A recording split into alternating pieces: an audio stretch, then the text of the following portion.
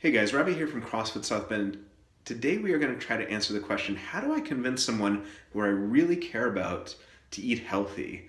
I know they have this chronic health condition that is making their life very hard to live. I know that they're overweight. I know that they don't feel good about themselves. How do I convince them to eat healthy and better their lives? And typically, if you're asking this question, you're someone who has seen the benefits yourself of eating healthy and you want to help others, and understandably so. So, the first thing I want to say before I give you the answer to this question is, you're to be applauded for trying to do something nice for people that you care about. Obviously, that's something that, you're trying to do out of generosity and kindness.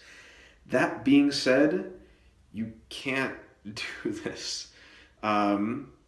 It's pretty much impossible to do. And I know that's probably not the answer that you wanted to hear, but both as a nutrition coach and someone who has seen this happen personally firsthand, and from some of my mentors in the field, like Rob Wolf, who is one of the leaders in the healthy nutrition community, whose parents, to their dying day were smokers and drinkers, even though their son was a health and nutrition coach.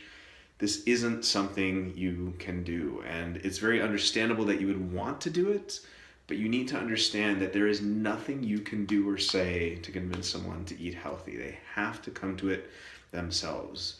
Now, you might be asking, well, is there anything I can do to help? Number one, almost do the exact opposite of what you're trying to do right now, which I know sounds counterintuitive, but have you ever met someone who was more likely to do something the more they were told to do it? Typically, as adults, it's the exact opposite, right? So if someone tells us what to do, whether it's a friend or a significant other, and they, kind of belabor the point and they're dogmatic about it, and you need to start eating healthy, stop eating that bread, we just kind of view them as a jerk, right? We just kind of say, you're being really pushy, and this is really making me feel uncomfortable. It's very rare that you're going to convince someone that way. So that's really not going to work. So stop doing that in general. That's not really going to help. So what can you do instead? Number one, be the example. Be the example. Instead of talking about all these great benefits and being the proselytizer, which no one really likes, just by the way, instead of being the health proselytizer, be an example. Just eat the way that you think is healthiest, and continue to eat your real whole food, and people will see the benefits.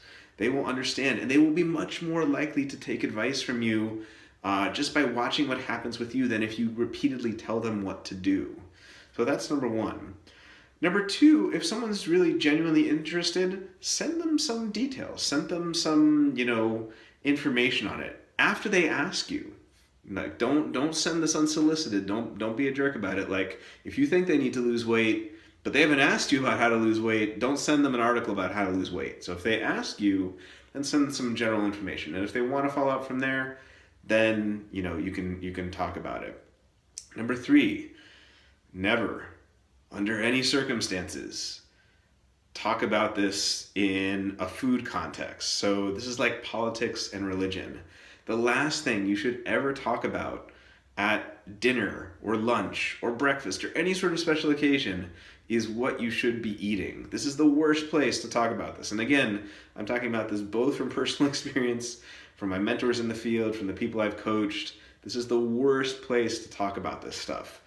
You are not going to convince someone who's sitting there eating a roll of bread in front of you not to eat gluten because of all, this, that, and the other thing that you're listing out right then and there. That is the worst time to do it. So don't talk about those things in that context. And then lastly, make peace with the way things are. We've talked about this in other videos with regard to mindfulness and making your peace with the way things are. The truth is, we all only have so much control over what we can do, and you could do the best job of trying to make these rational arguments, this, that, and the other thing, this piece of evidence.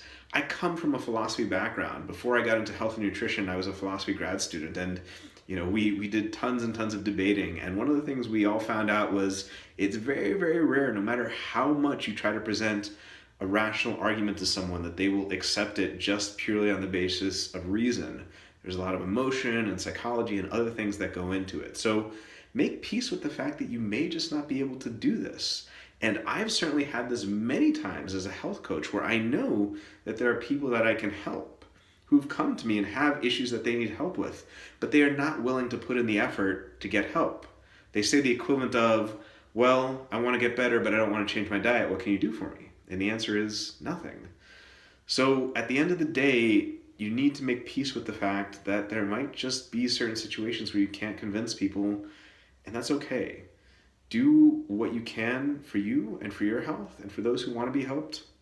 Provide them with information. Don't browbeat them. Don't be pushy. But, give information. And then if someone doesn't want to be convinced, that's just all you can do. Okay? So, hopefully that gives you a better sense of how to deal with these situations. Thank you guys so much for tuning in, and we'll see you next time.